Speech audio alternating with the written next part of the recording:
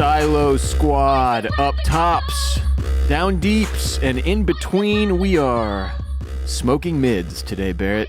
We're smoking mids? Smoking mids. Welcome back. What does that mean? It just means not the best weed. Oh, okay. Every time they say mids, it reminds me of that. That's a marijuana reference. Stoner term. Marijuana terminology. Yeah. Bringing that to the table today. Yeah. You know? Have you been watching a lot of Platonic? Is that where you're picking up all your weed jargon? No. Just from life. What's Platonic? That's another Apple TV Plus. Since I'm on Apple TV, now I'm watching Platonic. You're getting sucked in? Getting sucked in. It's Rose Byrne, Seth Rogen. Oh, shit. Yeah. It's basically like they're playing the same characters as they did in Neighbors, but they are not married. Okay. But they're doing that same type of hijinks. And there's pot, because it's Seth Rogen. Because it's Seth Rogen. Yeah. Yeah, he loves pot. Welcome back. He loves his pots. Another helping of oysters, clams, and cockles presented by Bolin Media. I am Ross Bolin. And of course, the other voice you hear is Mr. Barrett Dudley. We're going to digest and discuss episodes 3 and 4 of Silo Season 1 on Apple TV Plus. Huge Apple TV Plus guys. We are, even though we forgot to mention Severance. That's right. Yeah. Week 1, which we both loved. I just want to be clear, double checking this here, that everybody knows, because we talked about it on Patreon.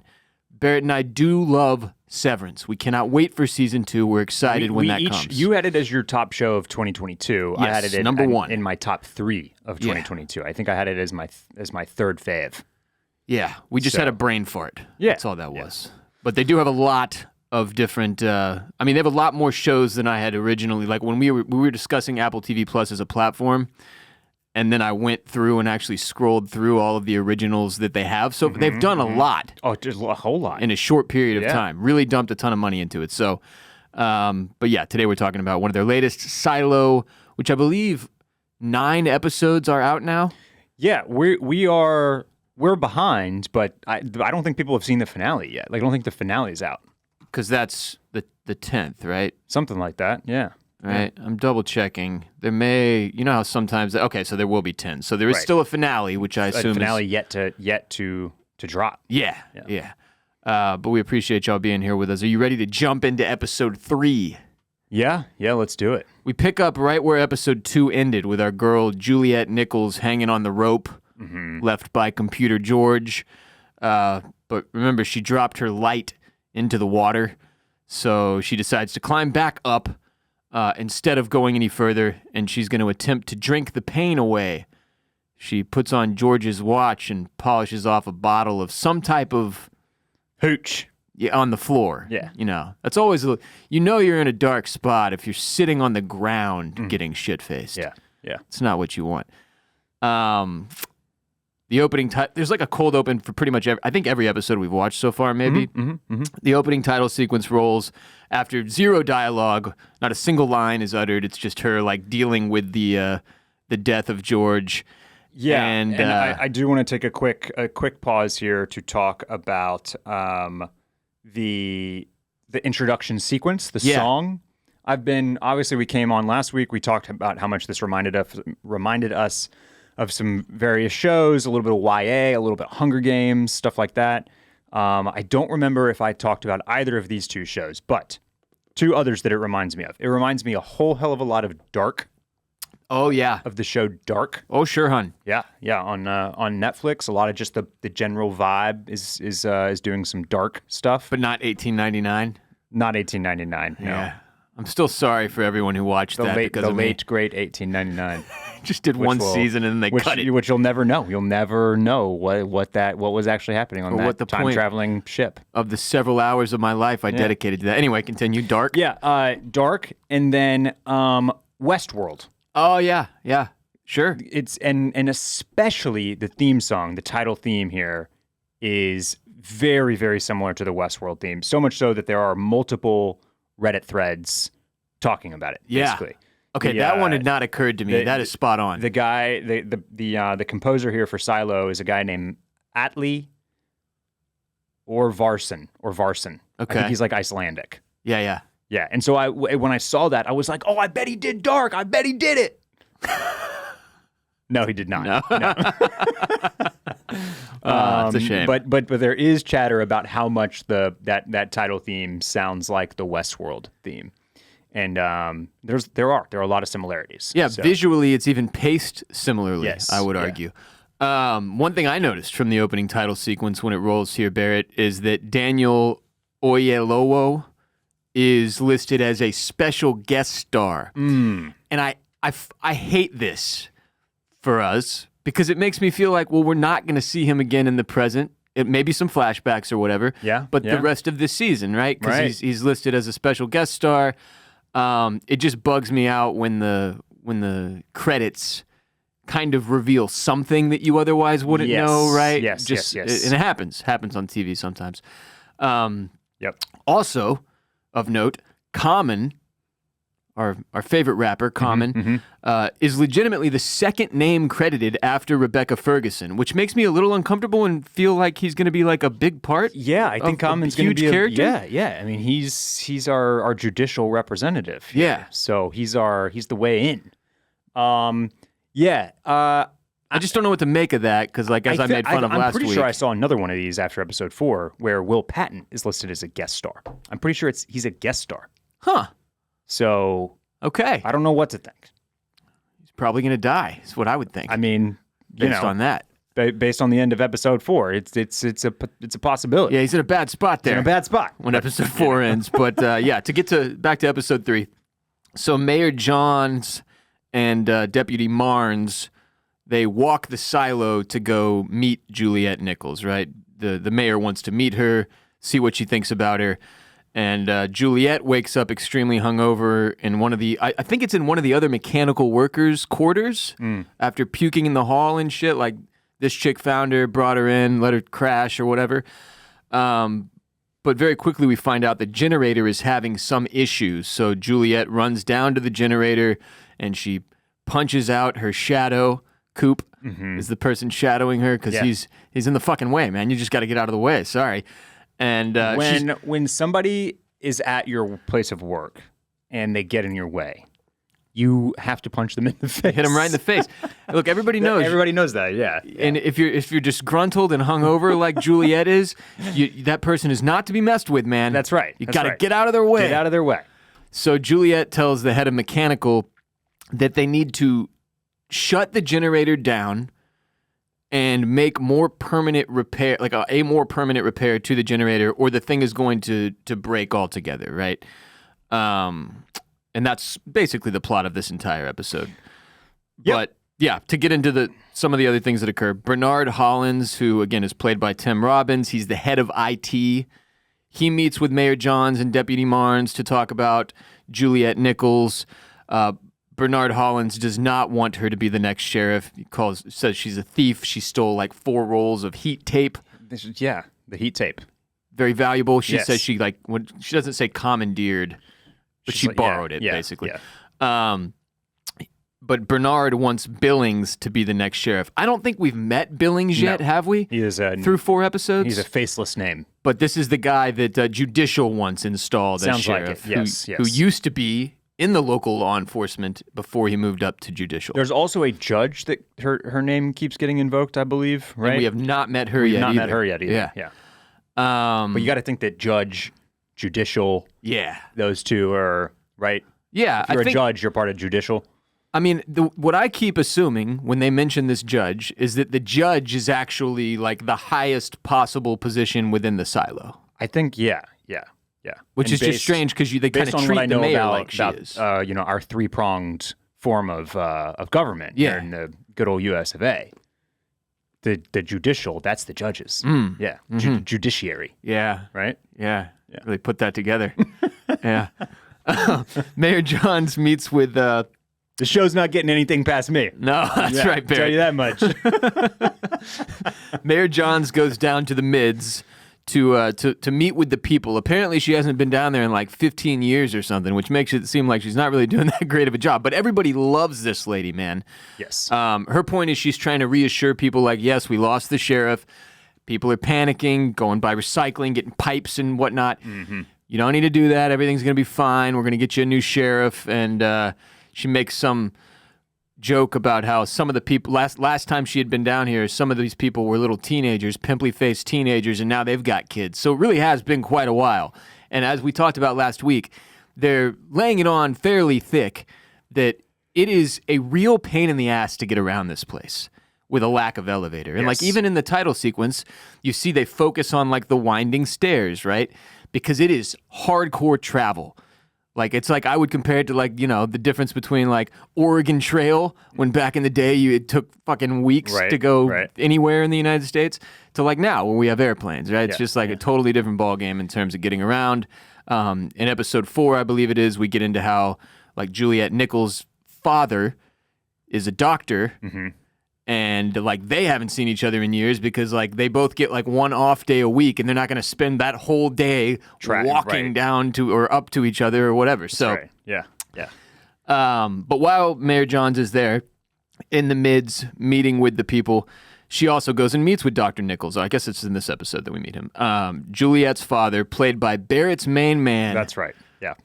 Jorah Mormont, a.k.a. Ian Glenn. Sir Jorah Mormont. Yeah. Did you ever think you'd see him again? No, I wasn't, you know, I thought maybe he'd pop up here and there, but I didn't think that he'd be in my new favorite television show doing an American accent along with Succession lady. Yeah. Also doing an American accent. Yep. And I will say, I'm gonna throw this out here. Typically, we just hand all our roles to the Brits anyway. Yeah. And you're like, man, these Brits, they're so damn good at the acting. How do they do all these voices? These two accents, they're okay. They're okay. Not the best. Not the best. Not the worst, but not the best, yeah. But, you know, with Rebecca Ferguson as the lead here and David Oelio, who I believe is also British, I gotta think that maybe this was a British production. Yeah, it does. That would make sense. He is British, David Oyelowo. But then why are they, you know, why didn't they just let everybody do British accents? That's a good question. Right? Maybe it'll tie in somehow to the story. Maybe so. Maybe. I don't know. But it turns out we find out some background on Juliet. Like when she lost her mother, her and her father's relationship kind of severed. We don't get into the specifics of why yet, but she was from the mids and she ended up in the down deep, which is unusual for somebody to change levels, which is obviously saying something about society, the right? The caste system, the classes, for sure. I also thought it was just notable that just as like a, you know, thought exercise that doctors are in the mids, not in the up tops. Right. And I feel like that's very like, that's the heritage of doctors. Like that's like in the old world, in the before times, like in, you know, that's what doctors were. Very much like people in service, essentially. Right. And then it really wasn't until like Western medicine and the U.S. started propping up like big pharma and like blah blah blah. One thing led to another, and now like doctors drive Porsches. But do you know what I mean? Yeah. Like this is more. I feel like this is more kind of. It's a throwback. It's a throwback, yeah. Because in the U.S. we obviously consider doctors to be like, you know, top of the top. Top of the top. You don't question the doctors. Yeah, it's like doctors and lawyers, right? Like those are the two big things that you know. That and astronauts. Right. Yeah. Right. That's the cliche. But just a note. Yeah.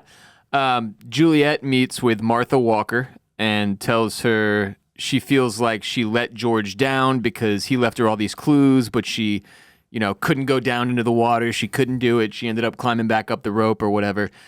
And we just kind of get a little bit of her mentality here.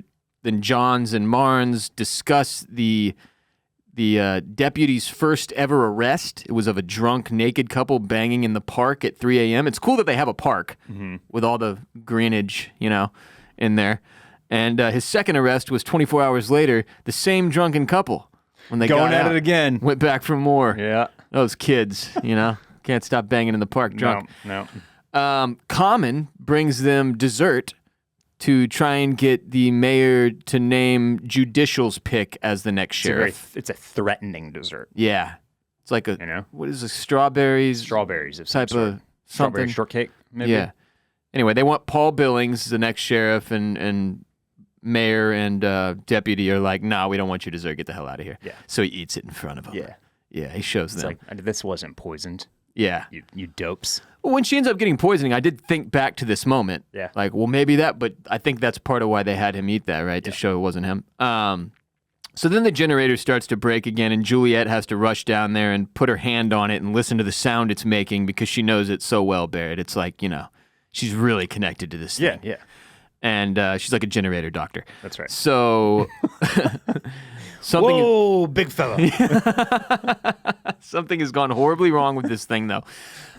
Mayor Johns meets with Martha Walker to learn more about Juliet Nichols in her quest to figure out if she's a good candidate for the next sheriff. We find out the silo is LGBT friendly, as Martha was in a relationship with someone named Carla for a long time before she got sick of her chewing with her mouth open. I just thought that was an interesting note. And then Johns tells Juliet that Holst and Becker chose her as the next sheriff. Juliet refuses the badge initially, explaining that if she doesn't do her job keeping the generator running, then it won't matter if there's a sheriff because everything here is going to fall apart, right? After the mayor leaves, Juliet discovers the message that Holst and Becker left her on the back of his badge, though, which simply reads, "Truth," which I have heard shall set you free. Yeah. Not much of a message, though, if I'm being honest. Yeah, no, that's definitely a point for me. Like, it's just because she yelled, "What about finding the truth?" at him that he was like, I know, I'll write truth on the back of the badge, and she'll totally pick up that this is the symbol. Right. Right? Yeah. That is one hell of a vague sign. Yeah. Because it's a sheriff's badge. Like, it wouldn't be all that insane for any sheriff to be like, truth. Yeah. Or, like, justice. Right. Right? Like, it just, I'm with you.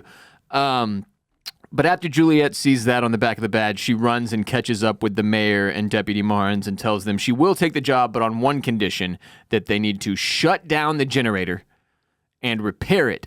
And if she fixes the generator, then she will feel comfortable taking the sheriff's job. So they plan and announce the generator shutdown for 10 p.m. It's going to be an 8-hour power outage when the entire silo will be running off of the backup, which, as it seems, the backup can provide enough energy for like emergency services, essentially, but it's not like they're not going to turn on any lights. Like, it'll be dark, right?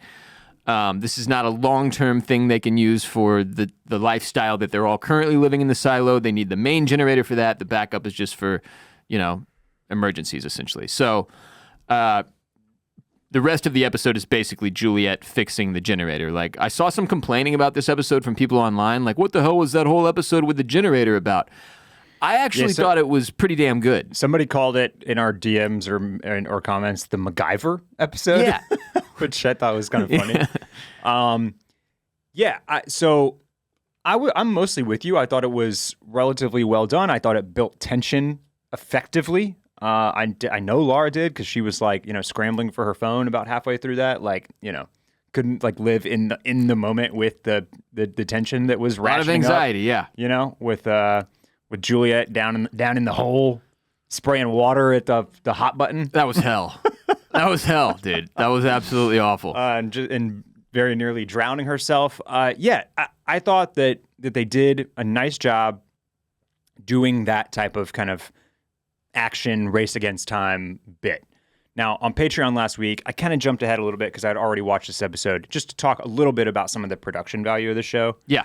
And there were a couple of spots here, namely when they pull that big fan blade or whatever out, that I was like, oh man, that was the one thing where I kind of had to suspend some disbelief, because I thought that thing looked like a giant piece of foam. Oh, okay. You know what I mean? Like, it wouldn't have weighed a ton. Like, have you ever noticed, do you ever catch this in shows that you're watching or movies?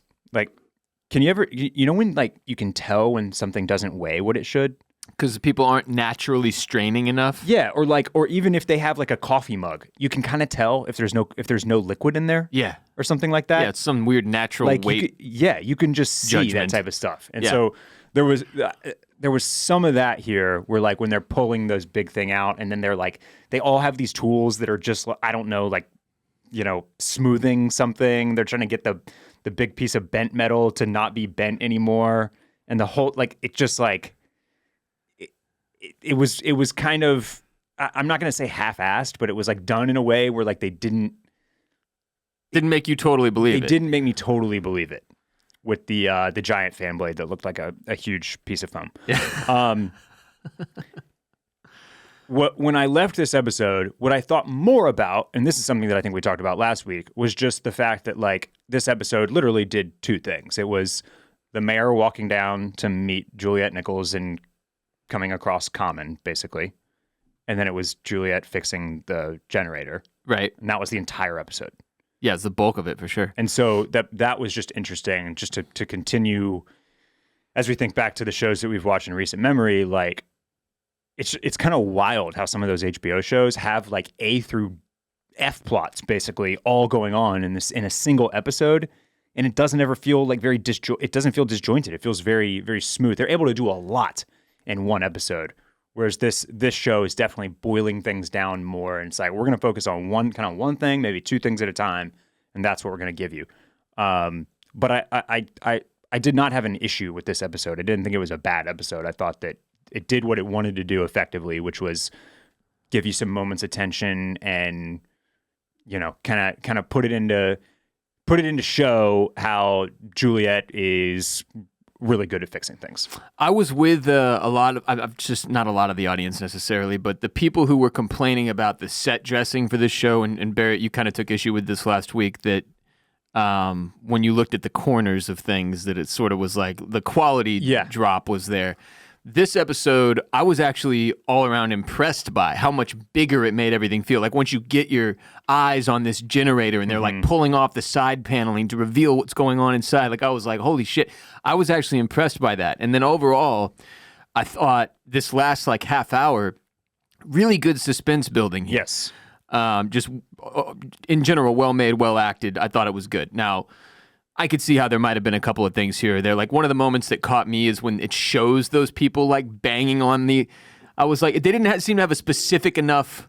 Okay, that's job there. That's what I'm saying. Like I was like, trying to say. All right. It's like they didn't. Sometimes you have to do extra legwork that doesn't necessarily make it into the writing or make it into the show, right? And it's things like that. It's like when your background actors know exactly what they're supposed to be saying to each other. Yeah. Or when you build out backstory, or you know exactly what somebody is supposed to do to fix that, rather than just be like, now you fix this. And they're down there like hitting it in different spots. Right. You're just like, okay, whatever. It's you don't really know. It's like, no, well, this is what's happening. this is the X blade, and it has to have this certain piece go here, and so you have to like pull it. It didn't. There was a moment there where it didn't feel like they did enough of the to sell it to you, right? To like fully building out exactly what those guys were supposed to be doing with that piece. Well, in terms of like the weight of it all, like what they were doing, which was probably the most important part when it comes down to it. Like if they don't fix the blade, then none of the other shit matters. Yep. It became the least important part to me because I was just like, yeah, sure, they got to smooth it out. Right. Oh yeah, they got to get rid of the dent or whatever. And then I just like went back to focusing on the things that they were very clearly making more important to the viewer. Yeah, which was confusing. The pressure building, the hot locking device that was going to bust. Yeah. And then her shadow and then Coop Cooper up up top. Yeah, trying to get the thing locked back in. So. Yeah. In terms of plot points, though, Juliet does end up having to trust her shadow Coop, right? She's like, you've got this. I do believe in you. I know I just knocked you out cold, and you've done absolutely nothing between then and now to buy my trust, but I do, in fact, trust you, Coop. Because she's got to go down and buy them more time by spraying cold water on the hot steam valve before it explodes. Coop obviously pulls it off.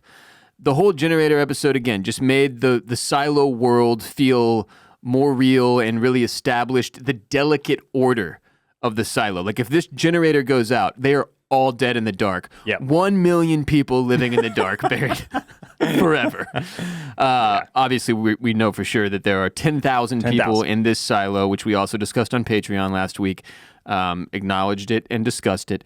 But there's also a big moment where the power pulses, right? Mm-hmm. And on the screen in one of the cafeterias... Yes, as the generator comes back, or as the generator comes back online. Right. Or as it goes off. One of those two. It's one, yeah. And I think it's when it comes back on. I think so too, because people are out of their domiciles at that point. And there's people in the cafeteria, and the screen pulses from like the dead wasteland that we see all the time to the green, lush, living world that we saw in episode 2 with Holston going outside, right? Which was obviously a big moment. It flickers there, and that seems like a big deal. which nobody even bats an eye. Like the people in the room are just like, back to work. You know, I mean, there's like 4 people in there, right? There's not I many. think very few people. At and that then moment. Also, if you saw that happen, you wouldn't really know what to make of it. You'd almost be like, my brain just did that. Yeah. You know what I mean? We also find out Mayor Johns and Deputy Marnes have a romantic relationship, right? Right? She is also considering retiring, and she might open up a shop right next to some guy who does drawings. They really make you buy into these two, which, as this scene was unfolding, where they're getting romantic and then they kiss, I was like, one of them's going to die. Yeah, very, very much a McBain moment. But I like to see, it's nice to see love stories, between from a generation older. From older folks. Old love. Elderly love, yeah. But it was sweet. It was a nice moment. And like you said, one that was discomforting, in the fact that it kind of spelled something bad was coming. Yeah. So in the end, they obviously get the generator back on and it works. All is well. Juliet gives Martha the video camera she found in George's relic bag and asks her to look into it and figure out what it is. They don't know that it's a video camera, obviously.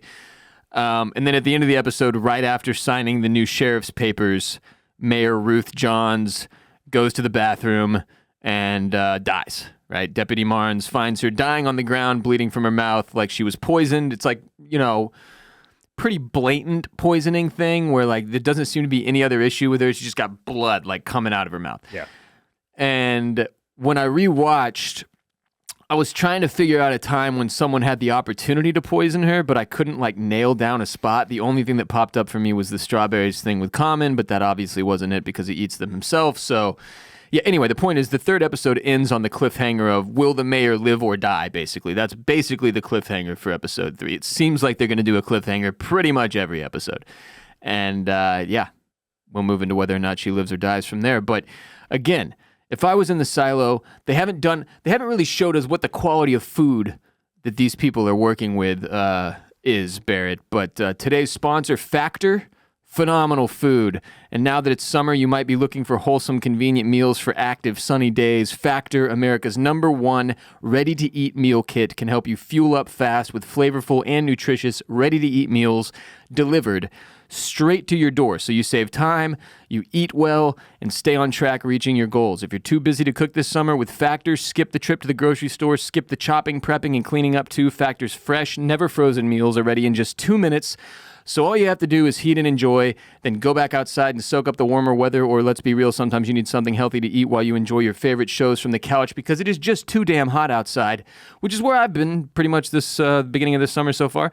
You just pop one of these things in the microwave for 2 minutes, pull it out, that's it. They're delicious. So if you want to cut back on takeout this summer, get Factor instead. Not only is it cheaper than takeout, but meals are ready faster than restaurant delivery in just 2 minutes. No more waiting an hour and a half for the delivery guy who ends up canceling after deciding to eat your food in his car.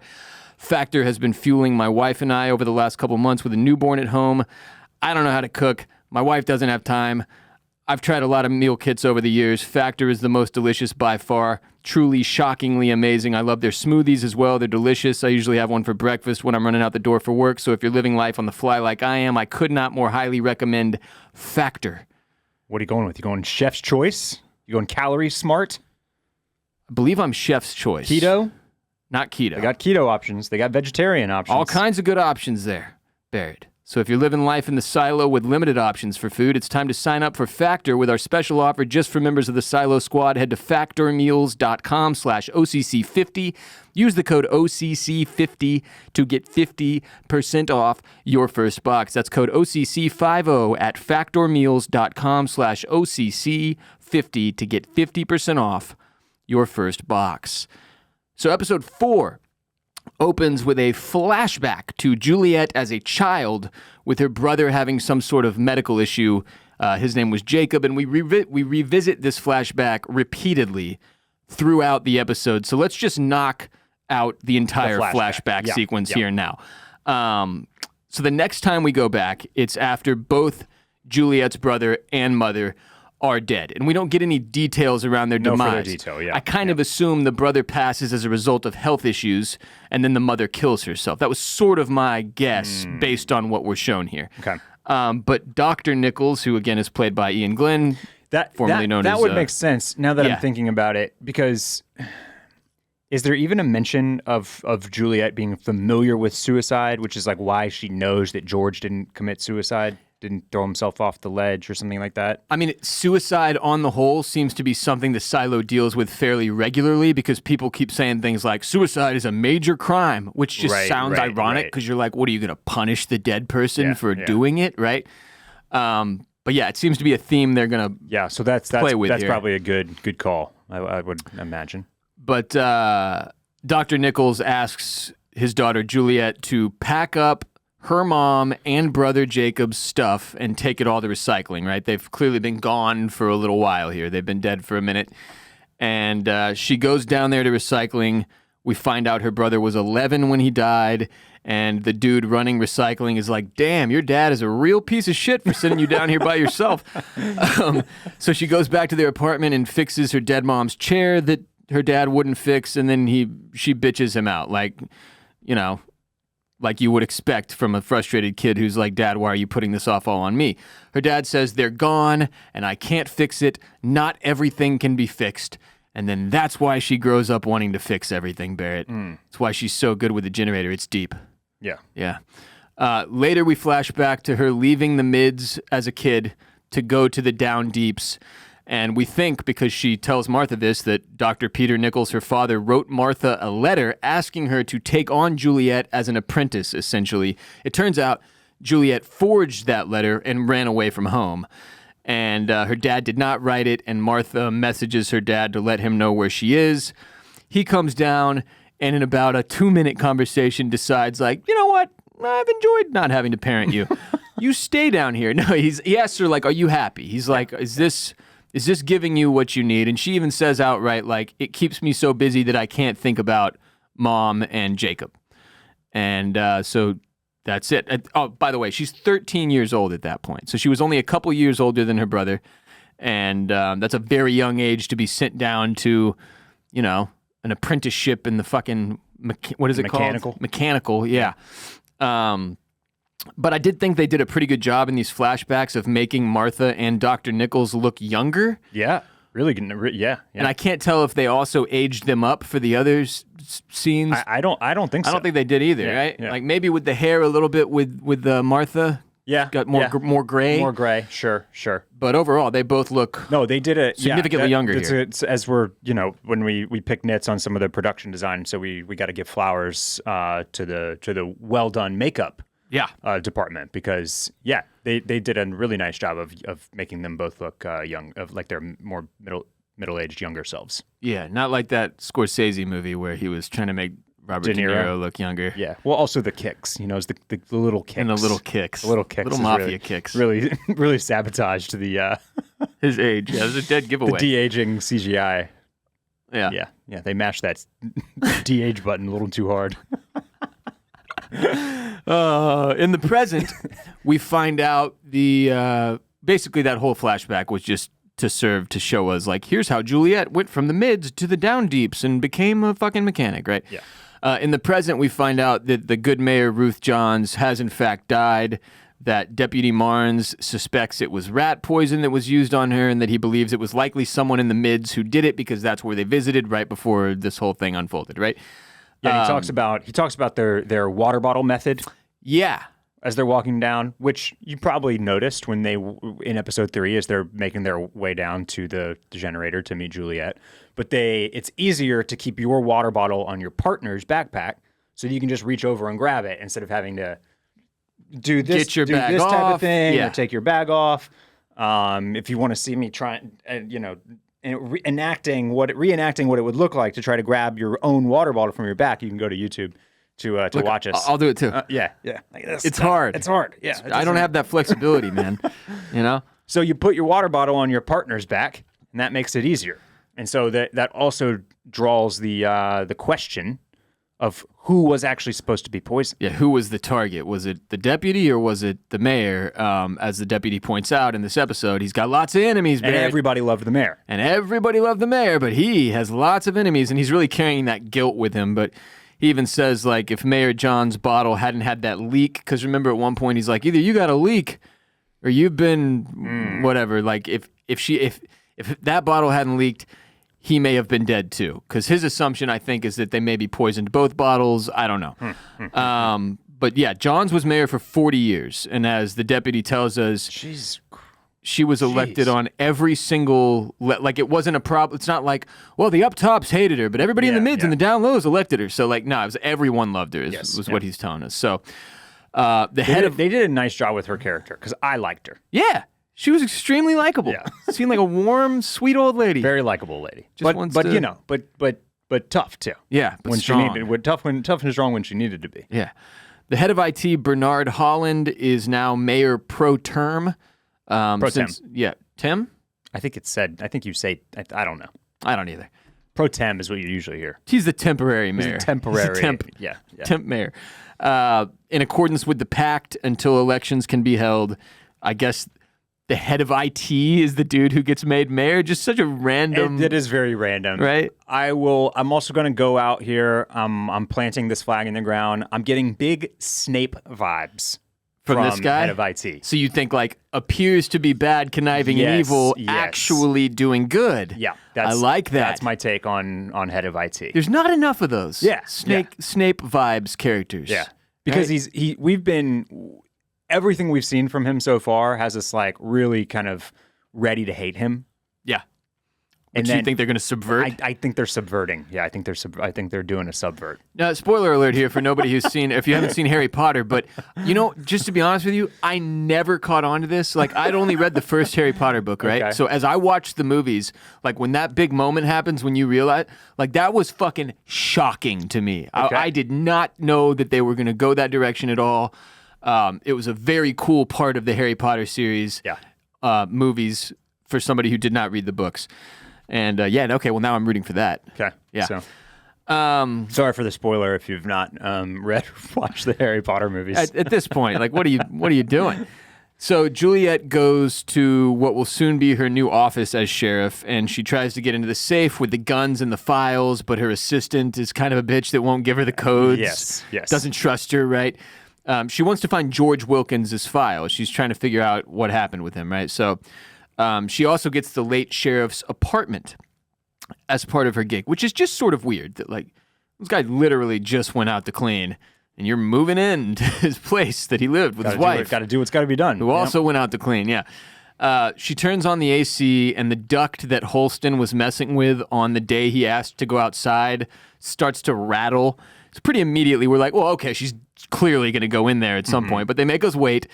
And the acting mayor, Bernard Holland, visits Juliet in her quarters and swears her in as sheriff. But this is where I could really see the Snape vibes picking up, because he's like really hard on her, but like overtly so. Well, you're just kind of like, what's this guy's deal? And there's this thing that he's accepting of her as the new sheriff right now, where he was previously like really pushing for the Billings appointment and like, nah, it should be Billings. Like, I don't like this lady. She stole the heat tape. Right. Not this one. She's a bad apple. Yeah. She's immoral. But now he's kind of like, well, no, that's the decision that was made. So that's what we're going with. I don't know. He's like, he seems like a man with a code. Yeah, I can't tell if it's because he's like, yeah, we'll let this chick take the fall. Sure. Or if the other angle I considered was, well, he likes that she's born in the mids, but now in the down deep, which sort of unites the silo, right? It's like she's representing a couple different areas of this thing, and it'll bring stability where right now everybody's really freaked out and scared, maybe. Yeah. Not sure. But yeah, back in her office, Juliet is told by her assistant that nobody has a file on George Wilkins, but that Holston did leave a file for whoever got his job on top of his desk, and inside of that file, she finds a note that says, "Double the flowers in front of the mirror." Which I was like, is this like a fucking... We saw him write this note in, I believe, episode 1. Maybe episode 2, but... This is what he writes just before he goes and asks to clean, right? Yes. Yeah. So I ended up Googling it just to be like, what is the significant... What does that mean? Is it a saying, something I'm unfamiliar with? And it's like an old homekeeping tip that refers to how when you put flowers in front of a mirror... it serves as like, it doubles the amount of flowers because you're seeing them in the mirror in the reflection and also on the table. So it just feels like in your mind, right, that there are more flowers in the room, sort of. Also how, like, people put mirrors in rooms to make the rooms seem bigger, right? The home keeping and tip. Also, like, a lot of people say that, when something is kind of not what it seems to be, or that they're faking it, that they might be using like smoke and mirrors. Yeah. And then also like a deception thing, right? Flowers are something that seems to maybe be outside, but is not shown on the screen. Sure.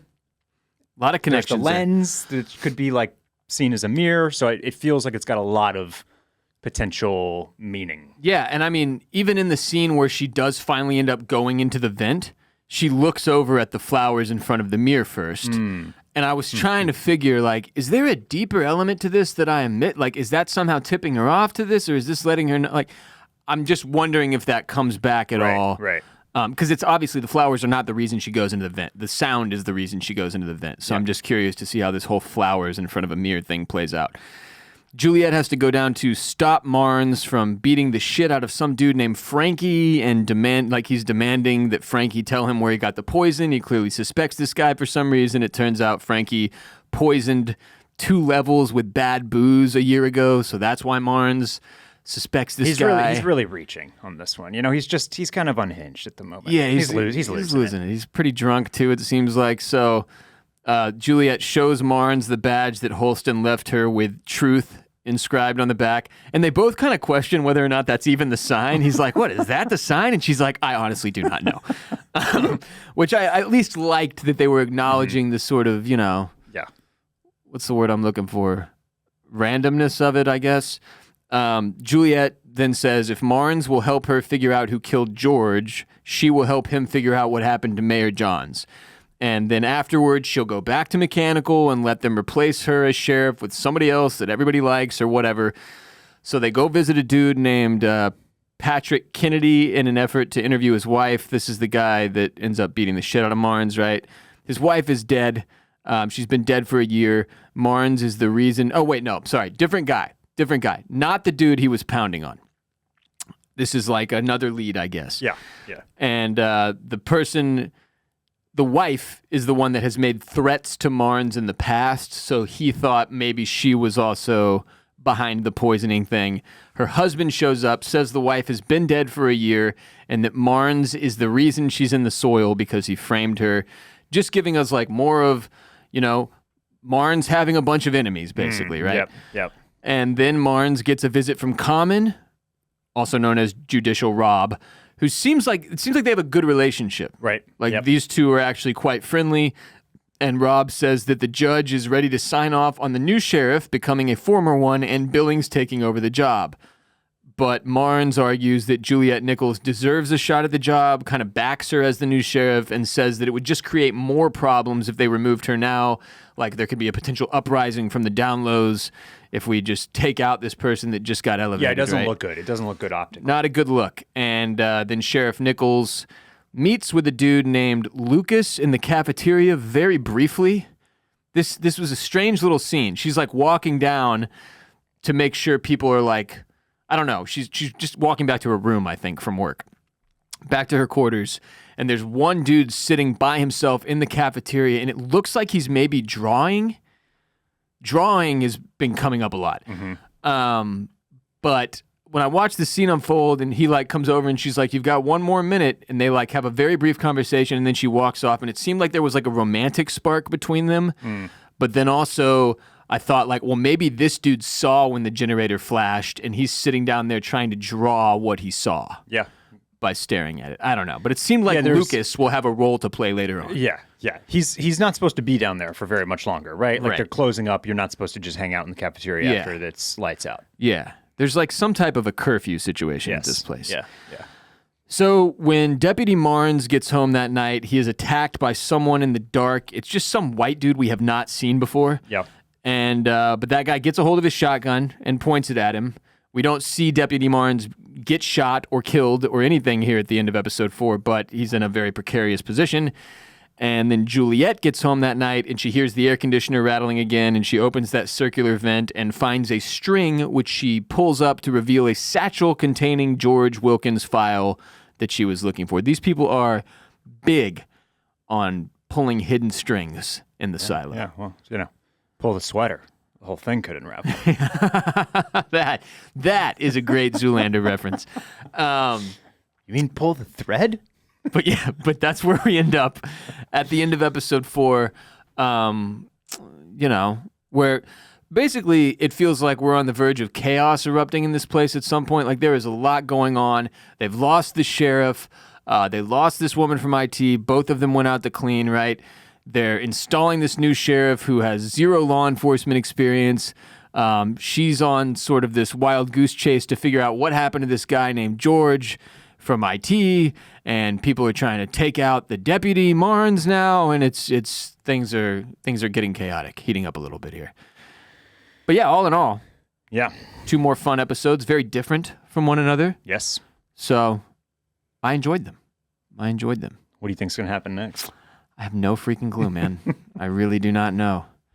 I keep going back to I wonder how much we'll reveal this season. Right. Like how much they will actually give us. But yeah, all in all, episodes 3 and 4 were solid. I liked probably 3 more than 4. I was a big fan of the generator episode, if you haven't picked up on that already.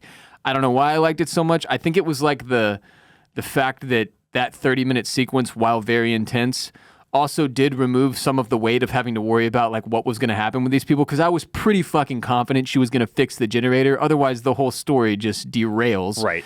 So I didn't have to worry too much about that, and I thought somebody might die in the process or something, but obviously once she put herself down there as the person in the position of most danger, I was also very confident she was not going to die. I did think Cooper might get got. Yeah, I thought he might get smoked. Was on the chopping block. But he made it out, pulled it off, stepped up. Big job for Coop. Got to feel good for him. Yeah, big shoes to fill up there. Big shoes.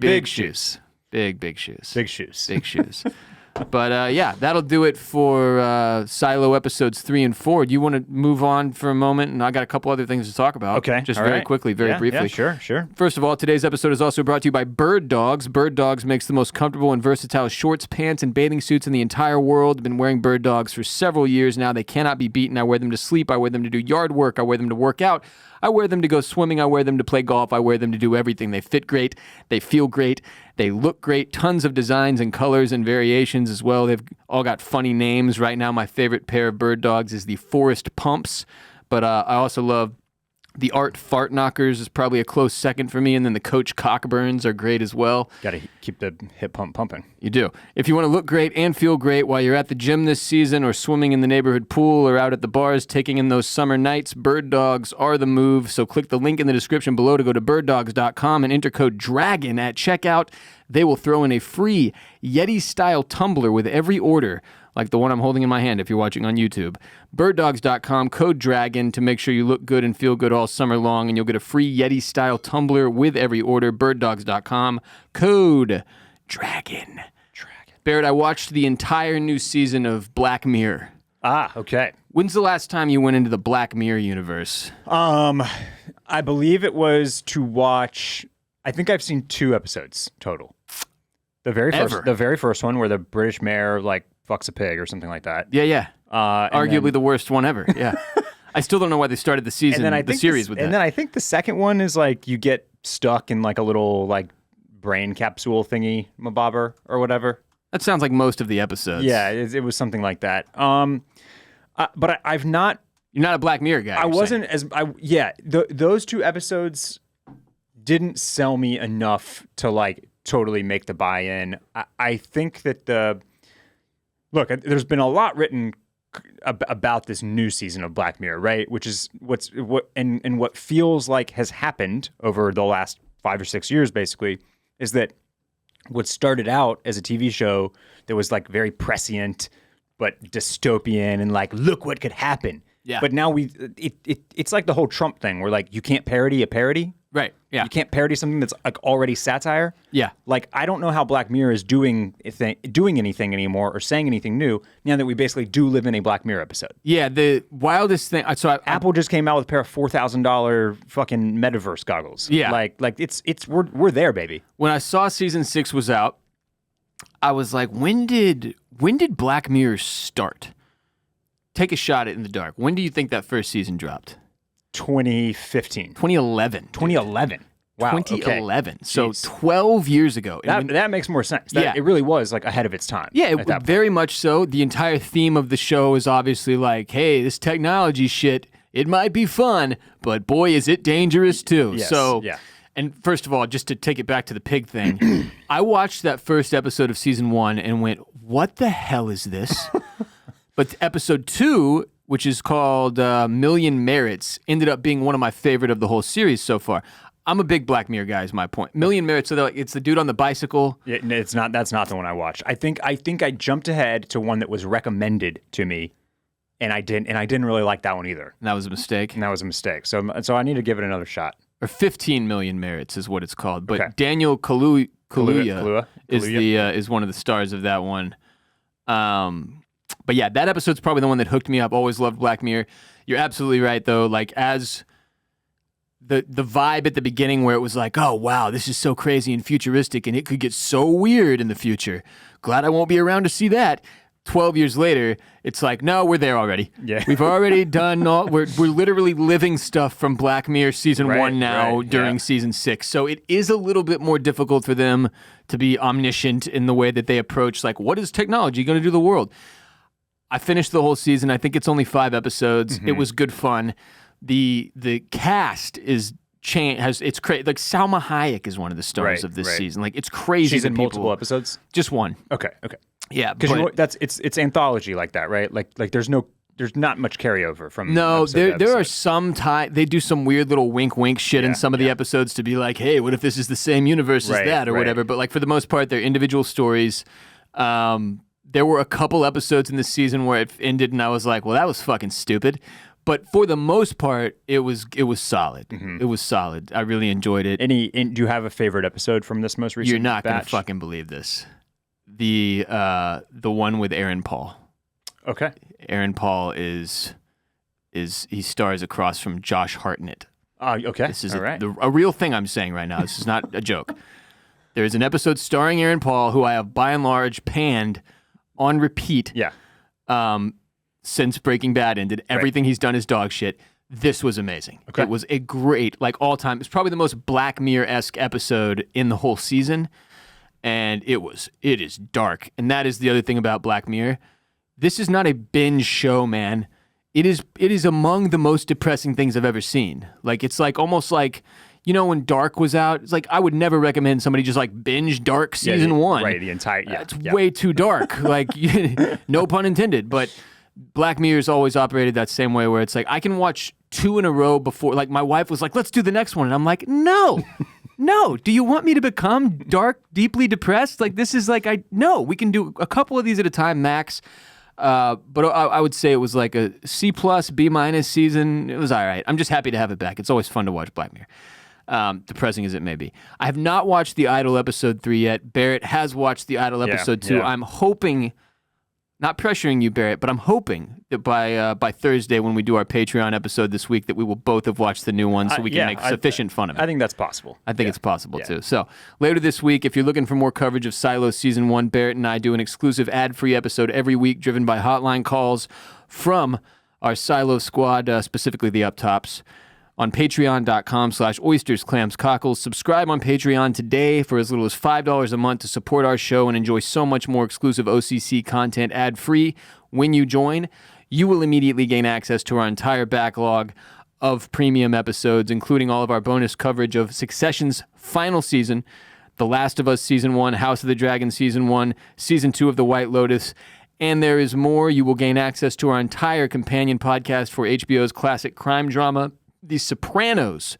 Either today or yesterday is the 10-year anniversary of James Gandolfini's passing, and that blew my freaking mind. But obviously, I don't think anybody would argue against his crowning achievement, having been The Sopranos. Yes. Still my favorite show of all time. Barrett and I did a companion podcast that is friendly to both first-timers and rewatchers, available in full on patreon.com/oysters, clams, cockles. So that's all the stuff you get on top of our Silo Season 1 bonus coverage. Go now, patreon.com/oysters, clams, cockles. We would appreciate it if you'd support our sponsors all season long by using the dedicated URLs and codes in the episode description. That is how we pay the piper here at Oysters, Clams, and Cockles. Today, we had Factor. Go to factormeals.com/OCC50 for 50% off your first box. That's code OCC50 at factormeals.com/OCC50. And Bird Dogs. Go to birddogs.com, use code DRAGON, and you will get that free Yeti-style tumbler with your order.